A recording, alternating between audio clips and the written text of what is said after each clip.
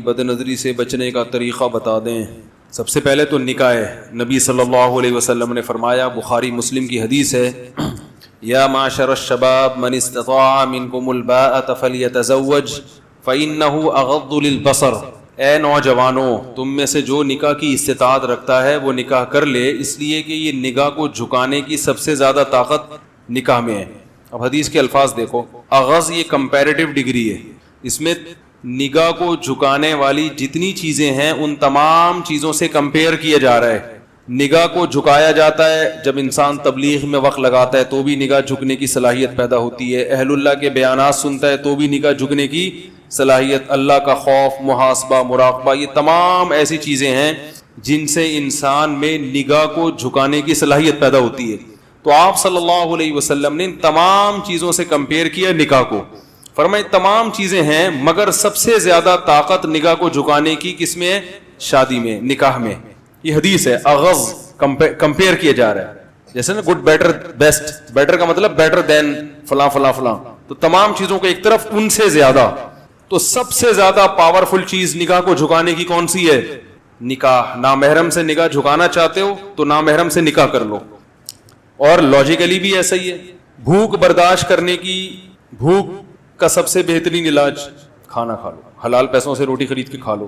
بھوک کا ایک علاج یہ بھی ہے کہ آپ سوچیں کہ کسی کی روٹی کھانے سے نقصان ہوتا ہے, گناہ ملتا ہے. چورا کے روٹی سے بزرگوں کے بیانات سنیں کہ چوری کے خلاف تبلیغ میں وقت لگائیں, تو ایک احساس پیدا ہوگا بھائی کسی سے روٹی نہیں چھیننی, مگر احساس ہی ہوگا, پھر بھی دل چاہے گا.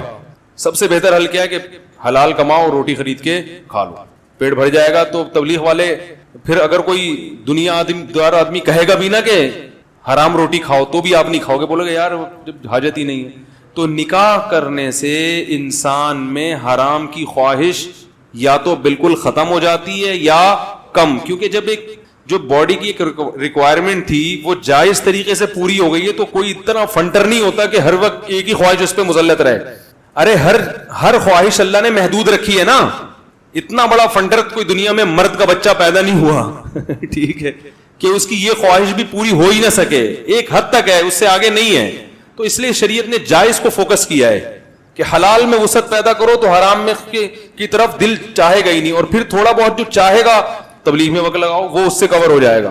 اہل اللہ کے اصلاحی تعلق قائم کرو. ہم فوکس کرتے ہیں اصلاحی تعلق کو زیادہ. نتیجہ یہ نکلتا ہے کہ بہت سے لوگ خانقاہ میں جاتے ہیں, کھانا پینا وہی چل رہا ہے, انڈے پراٹھے, لیکن ان کو بزرگ کے بیانات کا ذرہ بھی فائدہ نہیں ہوتا, کیونکہ باڈی اسی طرح مانگتی رہتی ہے. پھر نتیجہ کیا نکلتا ہے؟ کچھ وقت صبر کرتے ہیں, پھر جب ان کی بریکیں فیل ہوتی ہیں تو وہ ایسا بدماش بن کے دکھاتے ہیں جو عام آدمی بھی نہیں ہوتا.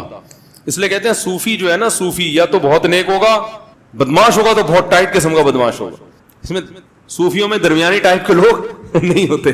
تو یہ ہے. اور اگر نکاح کی طاقت نہیں ہے, طاقت نہ ہونے کا مطلب کیا ہے؟ نکاح کی طاقت کہ کوئی رشتہ دینے کے لیے تیار ہی نہیں ہے, مل ہی نہیں رہا, تو پھر یہ نہیں ہے کہ پیسے نہیں ہیں.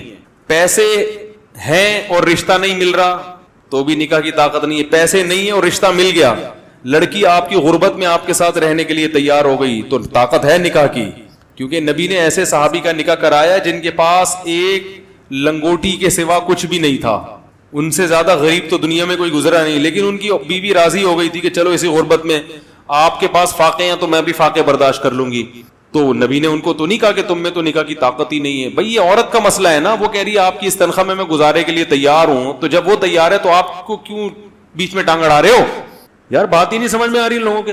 بھائی دیکھو لوگ پتہ کیا کرتے ہیں, اب آپ نے کہیں نکاح کا پیغام بھیجا, لوگ کہتے ہیں تمہاری تنخواہ 10,000 میں تم شادی کر رہے ہو, تمہیں شرم نہیں آ رہی؟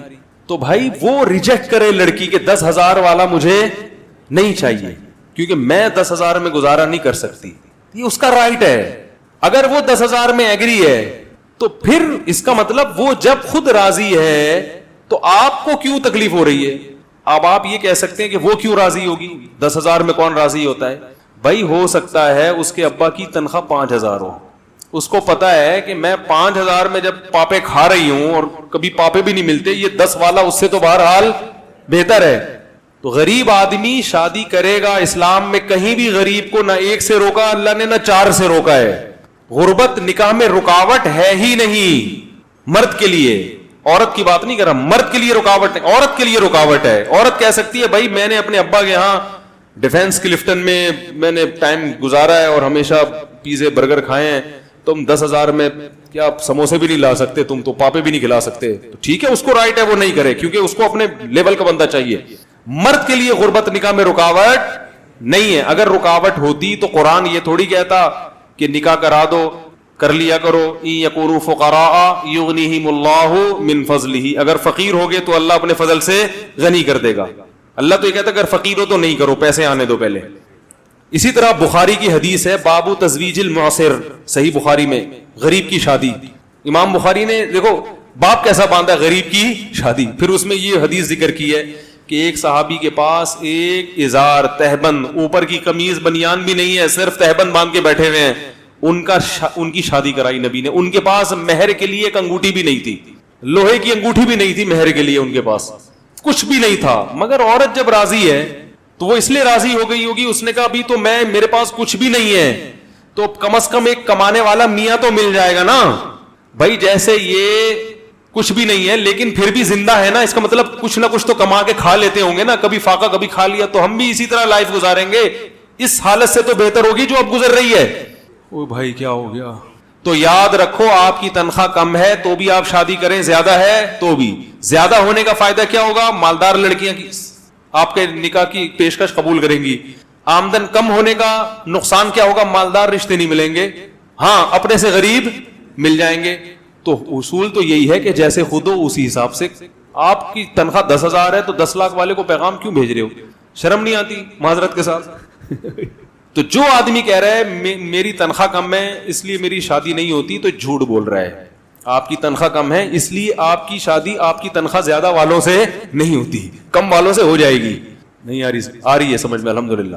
تو غربت نکاح میں رکاوٹ, ایک ڈھیلا بھی نہیں ہے جیب میں تو بھی شادی کرو, بشرطے کہ رشتہ مل جائے.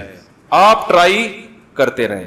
ہاں رشتہ نہیں مل رہا, جیسے کہ ملنے کا چانس ہے بھی نہیں, کیونکہ لوگ لڑکی والے سب سے پہلے لڑکے کے پیسے دیکھتے ہیں, تو ان کو حق ہے کہ وہ دیکھیں. تو کوشش جاری رکھو, اگر مل گیا تو آپ ایسی غریب مل جائے گی. بعض دفعہ لڑکی مالدار ہوتی ہے, وہ پھر بھی غریب سے اس لیے کر لیتی ہے کہ وہ کہتی ہے ایجوکیٹڈ بندہ ہے, شریف آدمی ہے, مارکیٹ میں شریف لوگ کیا چل رہے ہیں, شارٹ چل رہے ہیں, وہ کہہ رہی پیسے میں کھلاؤں گی کوئی مسئلہ نہیں ہے, شادی کرو. تو لیکن کم ہی کرتی ہیں اور کرنی بھی نہیں چاہیے, کیونکہ وہ بندہ پھر جب بیوی پہ ڈیپینڈنٹ ہو جاتا ہے نا, پھر گیا مسئلہ خراب ہو جاتا ہے, وہ حقوق نہیں ادا کرتا اور پھر پیڑے کھاتا ہے بیٹھ کے. تو عورت کو چاہیے اگر کوئی غریب سے کر رہی ہے تو دیکھے کہ چلو غربت تو برداشت کر رہی ہوں, بندہ تو ٹھیک ہونا, کہیں میری دولت پہ نظر رکھ کے نہ بیٹھ جائے.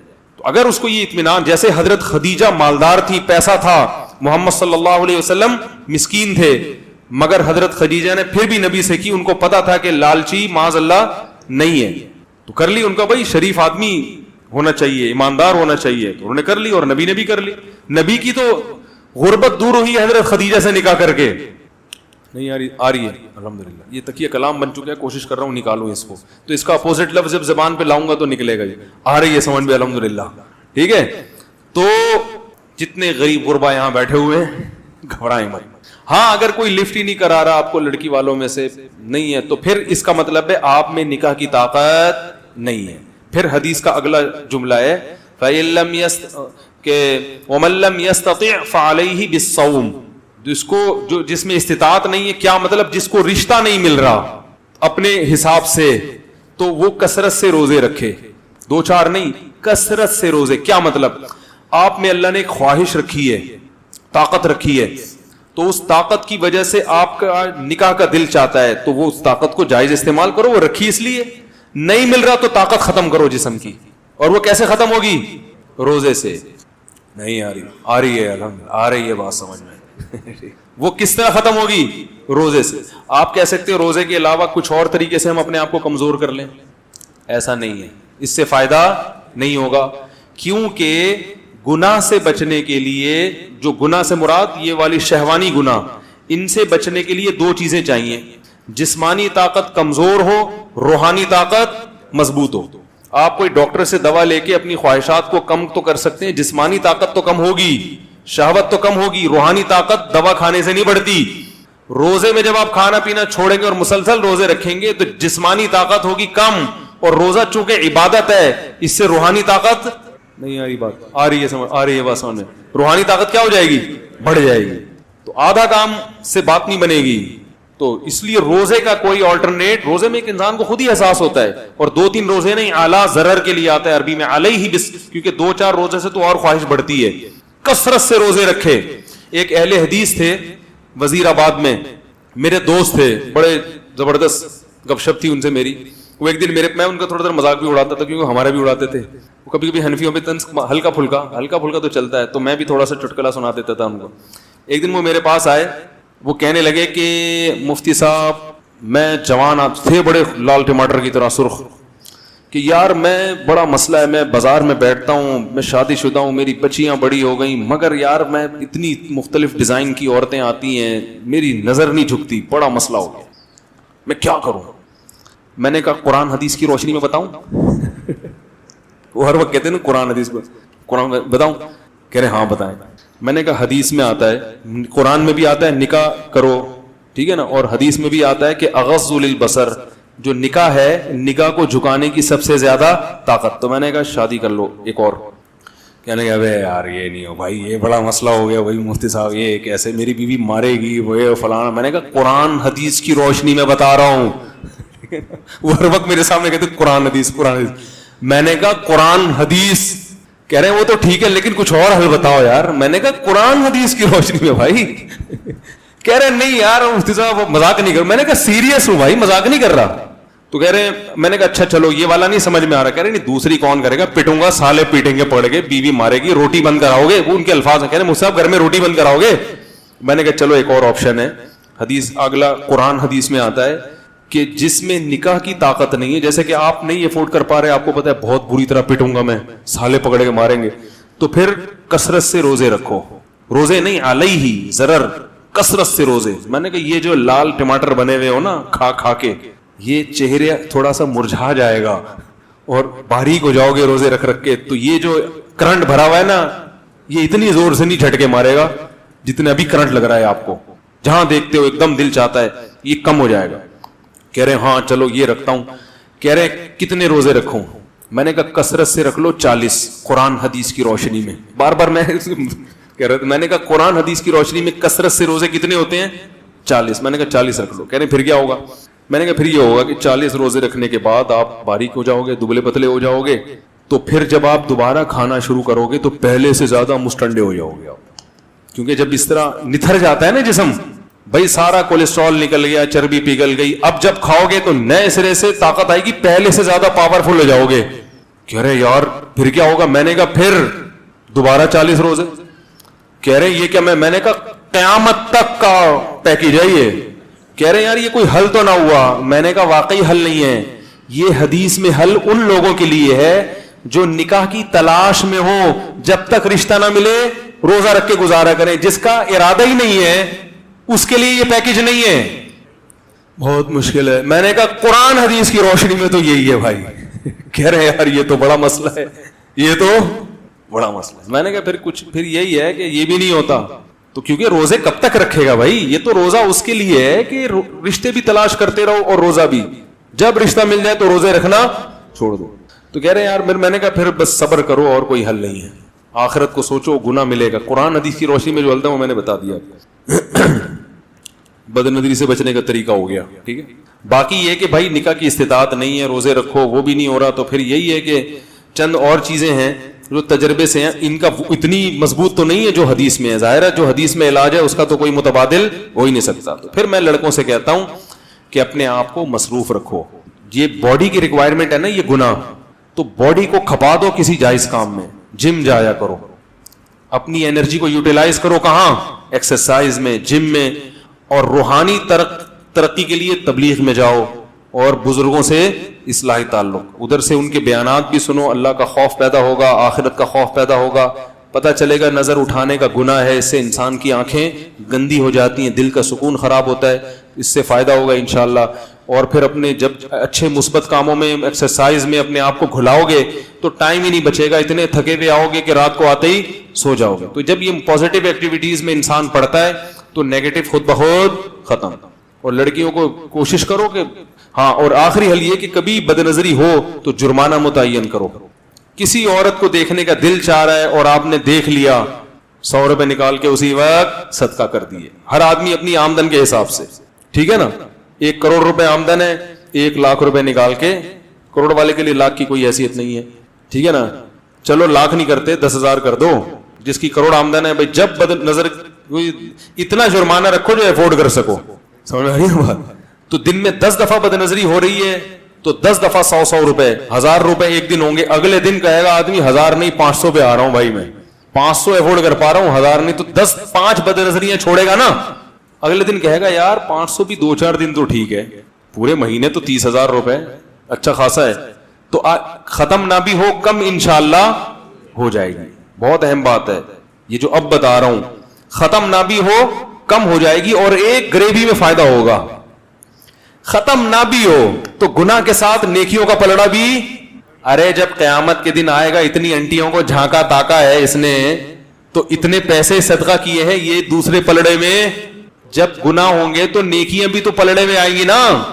تو اس صدقے کا فائدہ کیا ہوگا, گناہ کم ہوگا, ہو سکتا ہے چھوٹ ہی جائے, اور نہ بھی چھوٹا تو گناہ کا جہاں اعمال نامے میں گناہوں کا جو پلندہ بڑھتا جا رہا ہے, تو نیکیوں کا بھی ساتھ ساتھ ہو سکتا ہے اسی بیس پہ مغفرت ہو جائے. اللہ کہیں گے کہ اس نے غریبوں کی مدد کی ہے تو بدنظری بھی کی ہے, تو وہ والی نیکیاں اس کے گناہوں سے زیادہ ہو گئی ہیں, بخش دو. تو مقصد تو بخشوانا ہے نا اپنے آپ کو.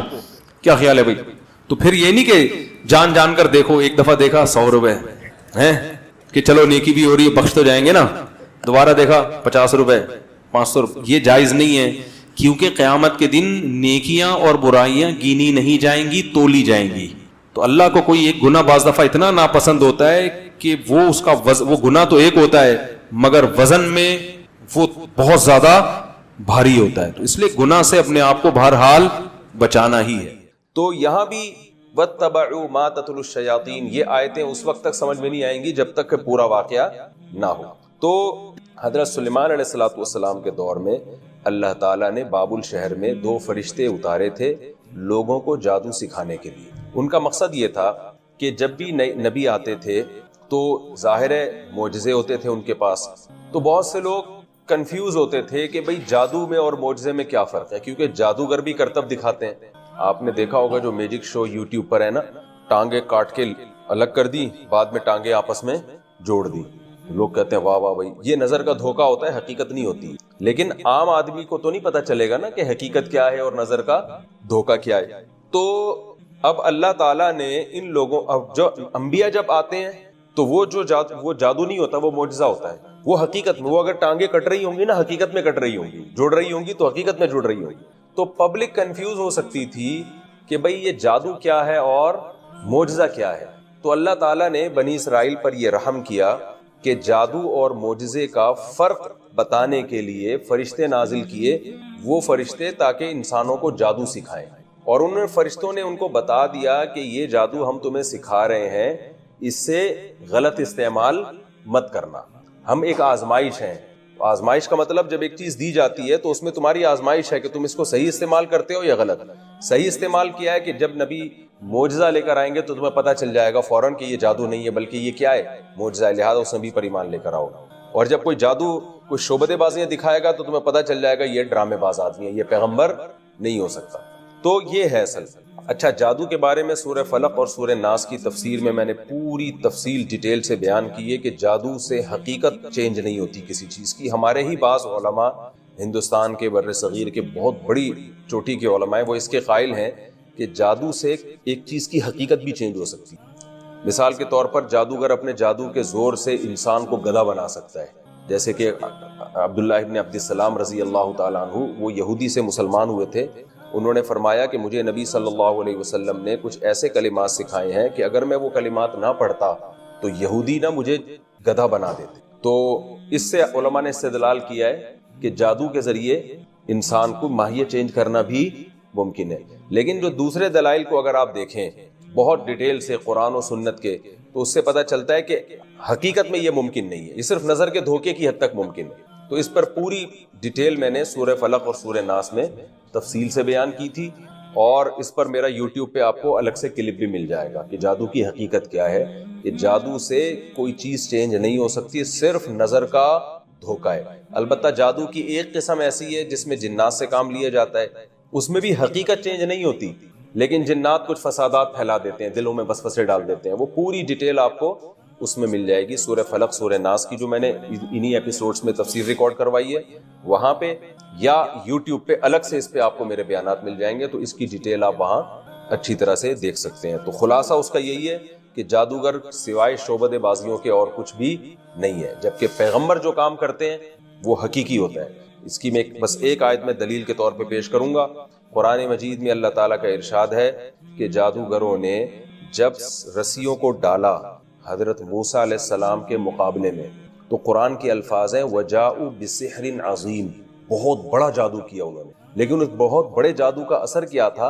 یُخَيَّلُ إِلَيْهِ مِن سِحْرِهِمْ أَنَّهَا تَسْعَىٰ, لوگوں کو دیکھنے میں ایسا لگا کہ یہ سانپ بن کے دوڑ رہی. تو اتنا بڑے جادو سے بھی رسی حقیقت میں سانپ نہیں بنی ہے, بلکہ دیکھنے میں ایسا لگ رہا تھا کہ سانپ بن کے دوڑ رہی ہے. جبکہ حضرت موسیٰ نے جو لاٹھی زمین پہ ڈالی ہے تو قرآن یہ نہیں کہہ رہا کہ ایسا لگا کہ یہ اژدہا بن گیا ہے, نا نا نا, فَإِذَا هِيَ ثُعْبَانٌ مُبِينٌ, وہ حقیقت میں کیا بن گیا؟ اژدہا. جادوگر اسی چیز سے متاثر ہوئے ہیں کہ یہ تو حقیقت میں کیا بن گئی؟ اژدہا بن گیا, تبھی فوراً سجدے میں گر گئے. اس سے پتہ چلتا ہے کہ جادو میں اور معجزے میں بڑا فرق کیا ہے, کہ جادو نظر کا دھوکہ ہے.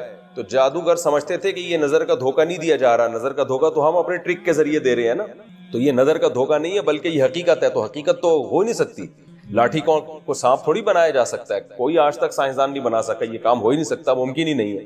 تو انہوں نے جو بنا دیا تو یہ انہوں نے نہیں بلکہ کس نے بنایا ہے؟ اللہ نے. تو بہرحال انہوں نے, فرشتوں نے آ کے ان کو جادو کا کیا بتایا کہ بھی جادو میں کیا ٹرک ہوتی ہیں, کیا چیزیں استعمال ہوتی ہیں, تاکہ جب کوئی پیغمبر آئے تو فوراً پتہ چل جائے کہ یہ کیا ہے, یہ معجزہ ہے, یہ جادو نہیں ہے. تو ان نالائقوں نے, میں اب ترجمہ کر دیتا ہوں, نالائقوں نے کیا کرنا شروع کر دیا. فرمایا شیاطین جس چیز کو فالو کرنے لگے تھے نا سلیمان علیہ السلام کی, کیونکہ شیاطین ہی ان جادو اور ان ٹونوں میں پڑتے ہیں. جنات جادو کی ایک دوسری قسم ہے جس میں جنات سے کام لیا جاتا ہے. وہ کام ایسے لیا جاتا ہے کہ جنات کو, جو شریر جنات ہیں ان کو خوش کرنے کے لیے کچھ بہت ہی گندے کام کیے جاتے ہیں. جیسے بچوں کی مردہ ہڈیاں نکال لیتے ہیں یہ لوگ قبروں سے, اور ظلم کرتے ہیں, چھوٹے چھوٹے چوزوں کو مار دیتے ہیں, کچل دیتے ہیں, بہت کچھ الٹے الٹے کام. یہ تو جادوگری آپ کو بتائیں گے کیا کیا کرتے ہیں وہ. مجھے ڈر یہ بھی ہوتا ہے ایسا نہ ہو جو تفسیر سننے والے ہیں وہ اس طرح کے کام کرنا شروع کر دیں. تو اس سے جنات خوش کرتے ہیں, پھر ان کو جنات کو کوئی میسج دیتے ہیں, وہ جن وہ کام کر کے آ جاتا ہے. وہ بھی اسباب کے دائرے میں ہوتا ہے, جن کو بھی لامحدود طاقتیں اللہ نے نہیں دی. تو ان چیزوں کے ظاہر ہے شیاطین اور جنات فالو کرتے ہیں. تو اللہ فرماتے ہیں کہ انہوں نے وحی کی تعلیمات کو چھوڑ کر جادو اور شیاطین کی تعلیمات کو فالو کرنا شروع کر دیا. جادو کا فن تو ان کو سکھایا گیا تھا محض ایک فن کے طور پہ.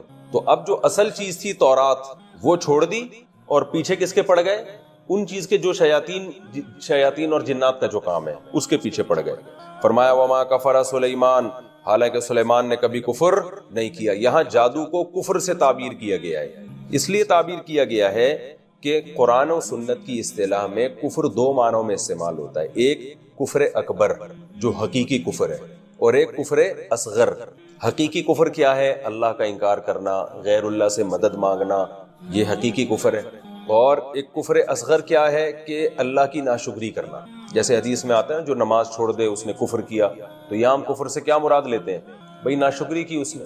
تو قرآن میں یہ کفر دونوں معنوں میں استعمال ہوتا ہے, لیکن فقہا کی ٹرم کیا ہے؟ اصطلاح میں کافر اسی کو کہیں گے جو حقیقت میں کافر ہو, ورنہ عمل کے لحاظ سے تو بہت سے مسلمان بھی کافر ہیں نا, کافر کا مطلب ناشکرے ہیں. تو اس لیے قرآن میں کفر کے دونوں معنی استعمال ہوتے ہیں. تبھی قرآن میں آتا ہے وَمَن لَّمْ يَحْكُم بِمَا أَنزَلَ اللَّهُ فَأُولَٰئِكَ هُمُ الْكَافِرُونَ, جو اللہ کے فیصلوں پر فیصلہ نہ کرے وہ کافر ہے. تو اس لحاظ سے تو ہماری ساری عدالتیں کافر ہو گئیں, ٹھیک ہے نا, کون قرآن و سنت پہ فیصلہ کر رہا ہے. تو یہاں بھی کافر سے کیا مراد ہے؟ ناشکرے لوگ ہیں. تو یہاں بھی اللہ فرماتے ہیں سلیمان نے کفر نہیں کیا. تو اگر کفر سے حقیقی کفر مراد ہے تو اس سے وہ جادو مراد ہے جس میں انسان شرکیہ کلمات پڑھتا ہے. تو سلیمان علیہ السلام یہ جادو نہیں کیا کرتے تھے. اور اگر اس سے چھوٹا کفر مراد ہے تو اس کا بھی یہی مطلب ہے کہ اگر جادو میں شرک نہ بھی ہو تو بھی وہ کیا ہے؟ حرام اور گناہ کبیرہ ہے. جادو جب کیا جاتا ہے نا تو اس میں کبھی شرکیہ کلمات کہے جاتے ہیں, کبھی شرکیہ کلمات نہیں ہوتے. تو دونوں قسم کے جادو اسلام میں حرام ہے, چاہے وہ شرکیہ کلمات والے ہوں, اس سے تو کافر ہو جائے گا انسان, اور شرکیہ کلمات نہیں ہیں تو اس سے کافر تو نہیں ہوتا لیکن کبیرہ گناہ کا مرتکب ہوتا ہے. اور تمام علماء کا اس پر اتفاق ہے کہ جادوگر کی سزا اسلام میں قتل ہے. تبھی سعودی عرب میں یہ سزا نافذ ہے. وہاں کوئی پتہ چل جائے نا جادو کرتا ہے فوراً اس کی گردن اڑا دیتے ہیں. فرمایا وَلَٰكِنَّ الشَّيَاطِينَ كَفَرُوا، جنات تھے الٹے کام کرتے تھے، يُعَلِّمُونَ النَّاسَ السِّحْرَ، جو لوگوں کو کیا سکھاتے تھے؟ جادو. تو یہ جنات سے بھی انہوں نے جادو سیکھنے، یہ جو شیاطین سے ان لوگوں نے جادو سیکھنا شروع کیا. اور 2 فرشتوں کو بھی اللہ نے نازل کیا. تو جنات سے تو جادو انہوں نے خود سے سیکھنا شروع کیا، جو شر ظاہر ہے وہ تو شر کا ذریعہ بنا. اور فرشتوں سے جو جادو سیکھنا شروع کیا وہ اللہ نے ان آزمائش کے لیے بھیجے تھے تاکہ ان کو جادو اور معجزے کا فرق پتہ چل جائے. فرمایا اور اس چیز کو بھی فالو کرنا شروع کیا انہوں نے جو 2 فرشتوں پر نازل کی گئی بابل شہر میں، ہاروت اور ماروت. وما يعلمان من احد، چونکہ یہ فرشتے تھے تو یہ جب بھی کسی کو جادو سکھاتے تھے تو یہ کہتے تھے انما نحن فتنۃ، ہم محض ایک آزمائش ہیں، فلا تکفر، آپ نے کفر نہیں کرنا. کیا مطلب؟ اس جادو کو استعمال نہیں کرنا ہے، جادو کو استعمال نہیں کرنا. یہ جادو کرنے کے لیے نہیں بتایا جا رہا، حق اور باطل میں فرق کے لیے سکھایا جا رہا ہے. اس کی مثال ایسے جیسے آپ کسی کو کسی باطل مذہب کے بارے میں بتاؤ، یا آپ کسی خفیہ ایجنسی کو جوائن کر رہے ہو اور اس میں آپ کو چوروں کے طریقہ واردات سکھایا جا رہا ہو کہ چور کس کس طریقے سے چوریاں کرتے ہیں، تاکہ آپ یہ علم سیکھو اور چوروں کا پکڑنا آپ کے لیے آسان. آپ نے وہ جب 20 طریقے چوری کے سیکھے تو آپ نے کہا زبردست یار، اب میں تو باقاعدہ چوری کا ایک ڈپارٹمنٹ کھولتا ہوں، ادارہ کھولتا ہوں، ٹھیک ہے نا، اور اس میں اب تو میں چوروں کو اسپیشلسٹ بنا سکتا ہوں. آپ نے اپنا پورا بزنس شروع کر دیا اس میں. تو یہ کہا جائے گا کہ آپ کو جس مقصد کے لیے یہ علم سکھایا گیا تھا آپ نے اس کو غلط چیزوں میں استعمال کرنا شروع کر دیا. اللہ فرماتے ہیں وما يعلمان من احد، وہ فرشتے ہر ایک کو یہی بتایا کرتے تھے انما نحن فتنۃ، ہم محض ایک آزمائش ہیں، فلا تکفر، آپ نے کفر نہیں کرنا.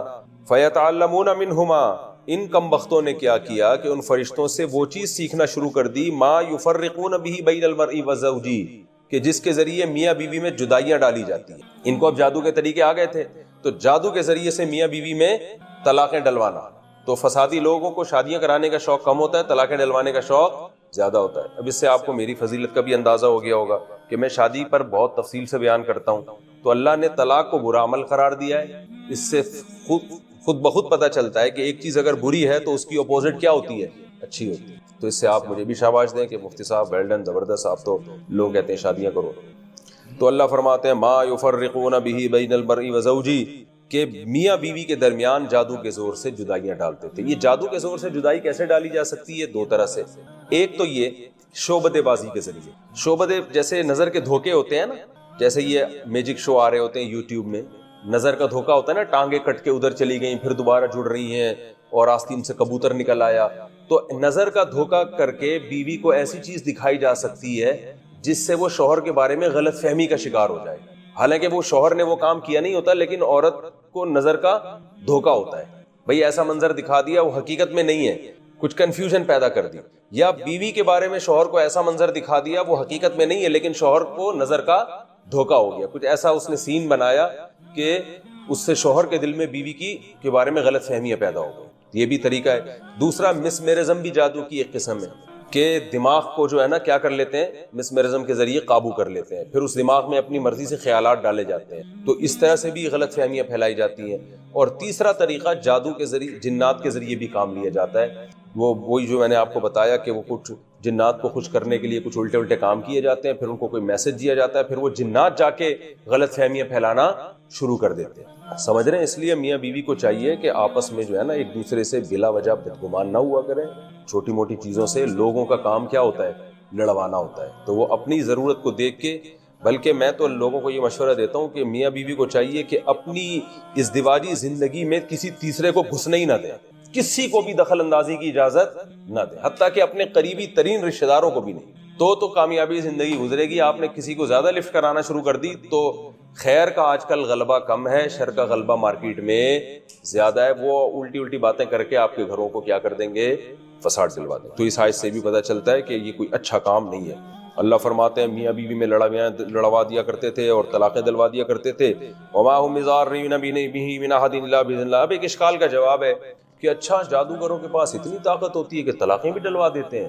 تو پھر تو اب لوگ تو جادوگروں کو بڑا پروٹوکول دیں گے نا کہ یار جیسے مرضی ہیں لیکن پاور بہت ہے. تو اللہ فرماتے ہیں کوئی پاور نہیں ہے, اللہ کا اذن ہوتا ہے بعض دفعہ تو جادو کامیاب ہو جاتا ہے. تو اس میں اللہ کے ارادے کا دخل ہوتا ہے, اس لیے ان کو زیادہ پاورفل سمجھنے کی ضرورت نہیں ہے. دیکھیں ہر کام اللہ کے اذن سے ہوتا ہے نا, لیکن ہر کام میں اللہ نے یہ نہیں بتایا کہ اللہ کے اذن سے ہوتا ہے, ہوتا تو ہے. یہاں اللہ اسپیشل اپنی صفت کو ہائی لائٹ کر رہے ہیں کہ یہ کسی کو نقصان نہیں پہنچا سکتے جادوگر جب تک اللہ کا اذن نہ ہو. اس لیے کہ جادو ایک ایسا سبب ہے جو کمزور سبب ہے, کیونکہ جادوگروں کے پاس اگر اتنے اختیارات ہوتے نا تو یہ تو طلاقیں دلوا کے پورا معاشرہ تباہ کر دیتے. اور سیاسی لوگ جادوگروں کے پاس جاتے کہ اپوزیشن کو نیچے گرانا ہے تو جادوگر کو اتنے پیسے دیے, اس نے عمران خان پہ کر دیا, عمران خان جادوگر کے پاس گیا, اس نے نواز شریف کو کر دیا, تو یہ تو سارا نظام کیا ہو جاتا دنیا کا تل پٹ. تو اللہ فرماتے ہیں ان میں اتنی پاور نہیں ہے, ہاں یہ شر پھیلانے کی کوشش کرتے ہیں تو بعض دفعہ اللہ کی مشیت شامل حال ہو جاتی ہے اور اس میں اللہ کی حکمتیں ہوتی ہیں جو اللہ ہی بہتر جانتا ہے, کیونکہ دنیا میں شر بھی اللہ نے رکھا ہے اور خیر بھی. تو شر بھی اللہ کی مرضی سے میری مراد مشیت سے. شر پہ اللہ خوش تو نہیں ہوتا, لیکن شر اللہ کی مشیت اور ارادے کے بغیر ہوتا نہیں ہے. جیسے قرآن مجید میں اللہ کا ارشاد ہے ان تکفروا, اگر تم کفر کرو گے تو وہ کیا ہے, نہیں ان تشکروا یرضہ لکم, اگر شکر کرو گے تو اللہ اس پہ خوش بھی ہوگا, اور کفر کرو گے تو کفر ہو تو جائے گا لیکن اللہ اس پہ خوش نہیں ہوگا. تو کفر ہونے تو دیتا ہے اللہ تعالیٰ. اب جیسے ہندو بتوں کی عبادت کرتے ہیں تو اللہ کی مشیت کے بغیر یہ ممکن تو نہیں ہے نا, اللہ چاہے تو روک لے, لیکن اللہ چاہتا ہے کہ دنیا میں سب کچھ چلتا رہے, شر بھی چلے اور خیر بھی. تو اللہ کی مرضی اس میں بھی شامل حال ہوتی ہے لیکن اللہ اس پہ خوش نہیں ہوتا. تو اللہ فرماتے ہیں جادوگر یہ جو کچھ کر لیا کرتے تھے یہ کسی کو نقصان نہیں پہنچا سکتے جب تک اللہ کی مرضی شامل حال نہ ہو. تو اس میں دو علمی نقطے بیان کرنا مقصد ہے. ایک تو یہ کہ جادوگروں کو بہت زیادہ پاورفل سمجھنے کی ضرورت نہیں ہے, دوسری بات یہ کہ اللہ کے اذن کے بغیر نہیں ہے, تو اللہ سے تعلق مضبوط کر لو تو جادوگر آپ کو نقصان نہیں پہنچائے گا. تو اس میں یہ دو علمی نقطے بہت یعنی اچھی طرح ذہن میں بٹھا لیں. ایک اللہ باذن اللہ, کہ اللہ کے حکم سے. تو پتہ چلا کہ اگر کوئی جادو کرتا ہے تو پھر ہمیں تعلق اللہ سے مضبوط کرنا چاہیے. تو اللہ کے کلمات جو ہمیں سکھائے گئے ہیں نبی صلی اللہ علیہ وسلم نے, سورہ فلق, سورہ ناس, آیت الکرسی, ان کلمات کو زیادہ سے زیادہ پڑھنا چاہیے جن میں اللہ سے مدد مانگی, تو اس سے فائدہ بھی ہوتا ہے. آگے اللہ فرماتے ہیں وَيَتَعَلَّمُونَ مَا يَضُرُّهُمْ وَلَا يَنفَعُهُمْ, وہ چیزیں سیکھا کرتے تھے جس سے جو ان کو نقصان پہنچائے, جو فائدہ نہ پہنچائے. جو مقصد تھا فائدے کا وہ حاصل نہیں کیا اور الٹا کفر میں پڑھ کے اپنی آخرت تباہ کر دی. وَلَقَدْ عَلِمُوا لَمَنِ اشْتَرَاهُ مَا لَهُ فِي الْآخِرَةِ مِنْ خَلَاقٍ, حالانکہ یہ جانتے تھے کہ جو بھی اس جادو کو خریدے گا یعنی اختیار کرے گا اس کا آخرت میں سرے سے کوئی حصہ نہیں ہے. من خلاق میں من تاکید کے لیے, ذرا سا بھی آخرت میں اس کا حصہ نہیں ہے. اس سے صاف پتہ چلتا ہے کہ بہت بڑا جرم ہے جادو کرنا. اور آج کل دیکھو خواتین دشمنیوں میں فوراً جادوگروں کے پاس چلی جاتی ہیں, یہ میری جٹھانی پہ یہ کروا دو, میری ساس پہ یہ کروا دو, میری بہو پہ یہ کروا دو. تو یہ بہت بڑا جرم ہے. اللہ نے فرمایا آخرت میں ذرا سا بھی حصہ نہیں ہے. وَلَبِئْسَ مَا شَرَوْا بِهِ أَنفُسَهُمْ, اور کتنی بری چیز ہے جس کے ذریعے اپنے آپ کو بیچ ڈالتے ہیں, یہ یعنی اپنی جان کا سودا کر لیتے ہیں.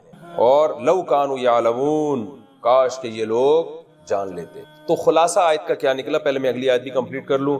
وَلَوْ أَنَّهُمْ آمَنُوا وَاتَّقَوْا, اگر یہ اہل یہود ایمان لاتے, تقوی اختیار کرتے, لَمَثُوبَةٌ مِّنْ عِنْدِ اللَّهِ خَيْرٌ, تو آخرت میں جو ان کو ثواب ملنے والا تھا وہ اس دنیا کے چند ٹکوں سے بہت بہتر تھا.